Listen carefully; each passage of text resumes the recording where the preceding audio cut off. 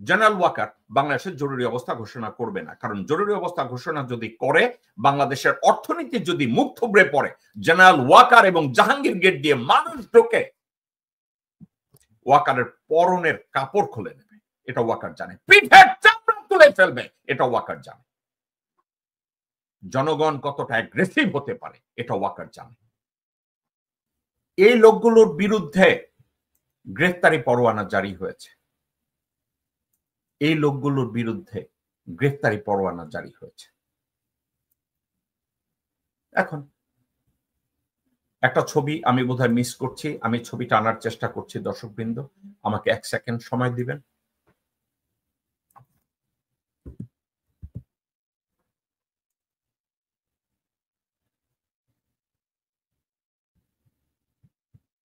এই লোকগুলোকে আপনারা আমার বুকে গুলি চালিয়েছে, আপনাদের মনে আছে তো এসব লোকগুলোর কথা? এখন কথা হচ্ছে, যখন তাদের বিরুদ্ধে গ্রেফতারি পরোয়ানা জারি হয়, জারি হওয়ার সাথে সাথে নীরবতা চলে আসে। গ্রেফতারি পরোয়ানা জারির আগে মির্জাফর ওয়াকারুজ্জামান একের পর এক দৌড়াদৌড়ি করেছে, এখানে সেখানে দৌড়াদৌড়ি করেছে। কেন দৌড়াদৌড়ি করেছে? এদেরকে যাতে কোনো অবস্থাতে বিচারের আওতায় না আনা হয়, এদেরকে যেন সিভিল কোনো কোর্টে আদালতে তাদেরকে যেন বিচারের মুখোমুখি করা না হয়। প্রধান বিচারপতির কাছে গিয়েছে, চুপ্পুর কাছে গিয়েছে, ডক্টর মোহাম্মদ ইউনূসের কাছে গিয়েছে, দেন দরবার করেছে, প্রত্যেকটা জায়গায় দৌড়াদৌড়ি করেছে যাতে এসব খুনিদের, এসব দেশদ্রোহী কুত্তার বাচ্চাদেরকে যেন বিচারের মুখোমুখি হতে না হয়। এখন একটা কথা, এই প্রশাসনকে কলুষিত করার জন্য গত আগস্ট 2024 থেকে শুরু করে আজ অবধি এদের ইনফ্লুয়েন্সে বাংলাদেশ আর্মি চলেছে, এদের ইনফ্লুয়েন্সে সিভিল প্রশাসন চলেছে, এদের ইনফ্লুয়েন্সে পুলিশ চলেছে, এদের ইনফ্লুয়েন্সে বিজিবি চলেছে। তাহলে হাসিনার পতন হয়েছে আগস্ট 24, কিন্তু এদের বিরুদ্ধে গ্রেফতারি পরোয়ানা জারি হয় অক্টোবর 25। হ্যাঁ, ফাইন, এদের উপরে নিখুঁতভাবে তাজুল ইসলাম ইনভেস্টিগেট করেছে, কিন্তু একটা প্রশ্ন থেকেই যায়, এরা তো ওই লোক যারা ডক্টর মোহাম্মদ ইউনূসকে খুন করার জন্য আয়না ঘরে বোম পর্যন্ত সেট করেছিল, করে না? এই লোকগুলো আপনাকে, আমাকে, আমার আপনার ভাই বোনদেরকে গুম করে দেশটাকে জাহান্নাম বানানোর পরেও তারা চুপ করে থাকেনি। সেনানিবাসের অভ্যন্তরে থেকে 654 জন মানুষকে পয়সার বিনিময় ভারতের স্বার্থে পাচার করে দিয়েছে। আজকের যখন তাজুল ইসলাম এবং আন্তর্জাতিক অপরাধ ট্রাইব্যুনাল এদের বিরুদ্ধে গ্রেফতারি পরোয়ানা জারি করে, একদিকে আমরা বলতে পারি হ্যাঁ, ভালো কাজ করার জন্য এটা একটা খুবই ভালো উদ্যোগ যে তাদের বিরুদ্ধে গ্রেফতারি পরোয়ানা জারি করা হয়েছে, কিন্তু এই প্রশংসা বা এই আবেগ দেওয়ার সাথে সাথে জনগণের মধ্যে কি এটা আসবে না? 654 জন ক্রিমিনালকে যদি সেনানিবাস থেকে ভারতে পাচার করে দেয়া হয়, আমেরিকায় পাচার করে দেয়া হয়, কানাডায় পাচার করে দেয়া হয়, ইউরোপে পাচার করে দেয়া হয়, তাইলে এই 28 জনকে কেন পাচার করা হবে না? বিভিন্নভাবে আপনারা জেনেছেন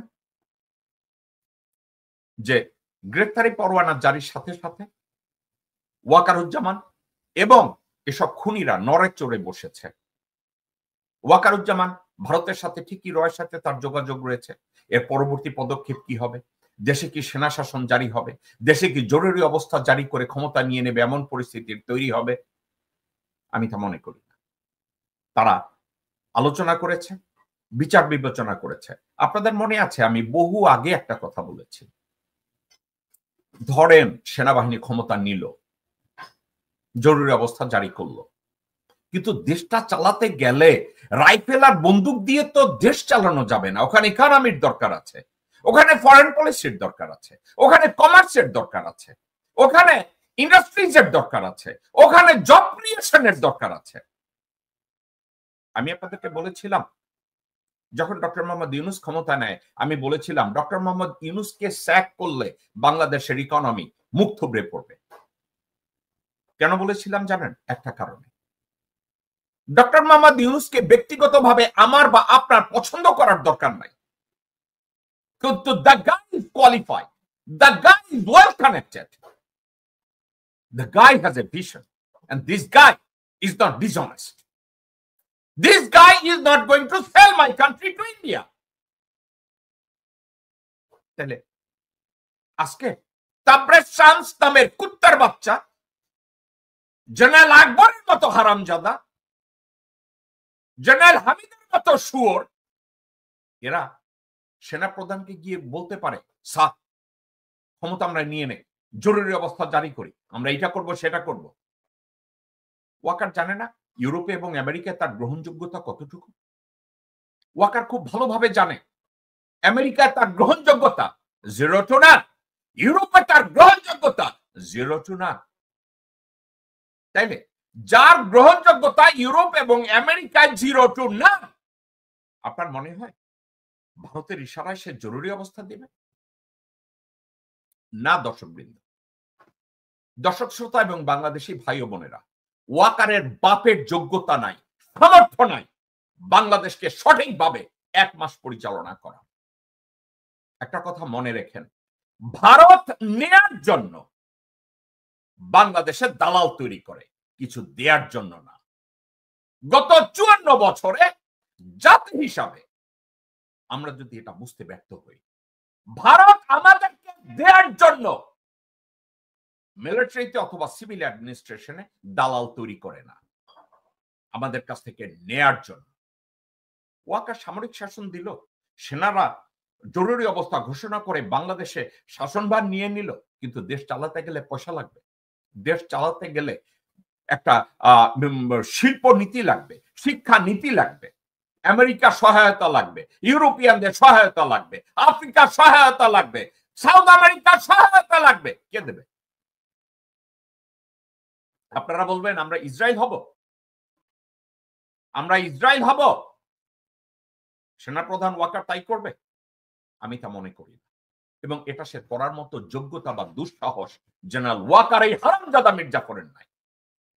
এখন একটা কথা, আমি গ্রেফতারি পরোয়ানা জারির সাথে সাথে আমার মাথায় ঘুরেছে জেনারেল ওয়াকার, তাইলে একটা কথা আমরা ধরে নিতে পারি, জেনারেল ওয়াকার বাংলাদেশের জরুরি অবস্থা ঘোষণা করবে না, কারণ জরুরি অবস্থা ঘোষণা যদি করে, বাংলাদেশের অর্থনীতি যদি মুখ থুবড়ে পড়ে, জেনারেল ওয়াকার এবং জাহাঙ্গীর গেট দিয়ে মানুষ ঢোকে, ওয়াকারের পরনের কাপড় খুলে নেবে, এটা ওয়াকার জানে, পিঠের চামড়া তুলে ফেলবে, এটা ওয়াকার জানে। জনগণ কতটা অ্যাগ্রেসিভ হতে পারে, এটা ওয়াকার জানে। ওয়াকার খুব ভালো করে জানে লাইবেরিয়ার স্যামুয়েল দোর কি হয়েছিল, উলঙ্গ করে রাস্তায় ঝুলিয়েছিল। ওয়াকারের অবস্থা এটা, ওয়াকারের চেয়ে ভালো কেউ জানে না।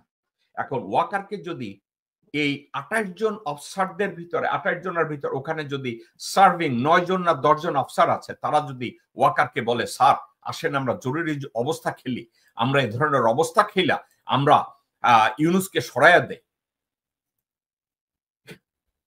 এটা জাস্ট হাস্যকর একটা জিনিস ঘটবে।